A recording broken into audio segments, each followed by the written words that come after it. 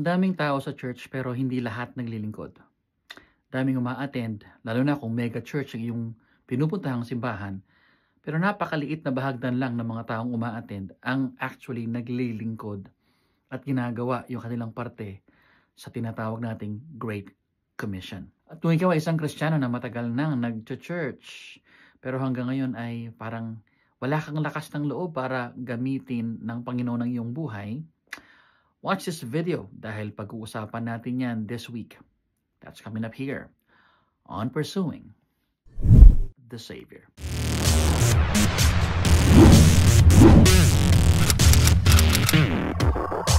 This week's passage is found in Matthew chapter 4, verses 18 to 22. And here's what the Bible says. While walking by the Sea of Galilee, he saw two brothers, Simon, who is called Peter, and Andrew his brother, casting a net into the sea, for they were fishermen. And he said to them, "Follow me, and I will make you fishers of men." Immediately they left their nets and followed him. And going on from there, he saw two other brothers, James the son of Zebedee, and John his brother, in the boat where Zebedee their father, mending their nets, and he called them. Immediately they left the boat and their father and followed him.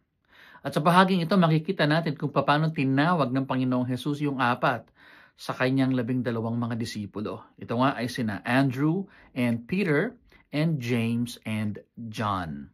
The text says na ang apat na ito ay mga mangingisda at pinuntahan sila ng Panginoon doon sa kanilang workplace.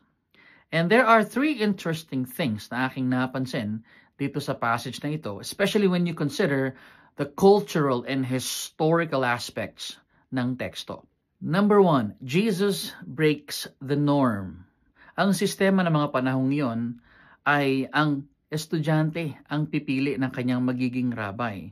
At may mga pagkakataon na ang rabbi ay nire-reject yung kanyang aplikante. Makikita natin yan katulad na lamang sa Matthew chapter 19 dun sa storya ng the rich young ruler. But as we can see here, ang Panginoong Jesus ang mismong pumili dun sa kanyang magiging mga disipulo. And his choice included some social and cultural implications. When we look at it, Jesus comes down to the disciples level socially. Yung rabbi ang pumili ng kanyang magiging estudyante. Number two, Jesus did not choose the educated.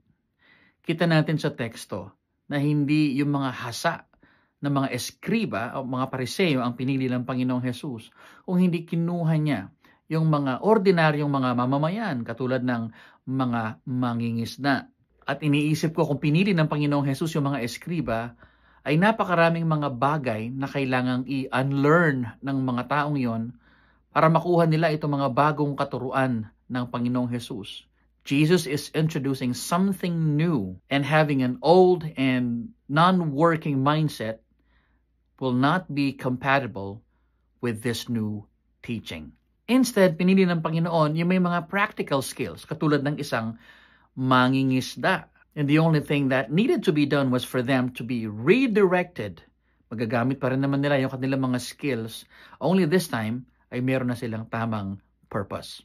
Number three, and perhaps the most important point that I want to make, nung narinig nila ang tawag ng Panginoong Jesus, ay iniwan nila ang lahat at sumunod sila sa Kanya. Yun ngang sila James and John ay iniiwan yung kanilang negosyo, kanilang hanap buhay, maging yung kanilang tatay at sinundan ang Panginoong Jesus. Gayon din naman kapatid, kung ikaw ay isang mananampalataya na nagsuko ng buhay sa Panginoong Hesukristo, ay tinatawagan ka rin niya sa kanyang ministeryo. Kagaya ng mga apostol, ikaw din naman ay kanyang pinili. This should be a source of inspiration for you and me dahil tayong mga ordinaryong tao ay tinawag at pinili ng Panginoon upang dalhin yung kanyang pangalan at ibalita ay napakaganda niyang mensahe sa mga taong nawawalan ng pag-asa at direksyon sa buhay. And perhaps the biggest challenge here is to leave everything behind and follow Jesus. Kaya kung ikaw ay aking tatanungin ngayon, masasabi mo ba na ang Panginoong Jesus ang Panginoon ng iyong buhay? Siya ba ang nasusunod sa iyong buhay? At handa ka bang iwanan ng lahat para sa kanyang mga layunin?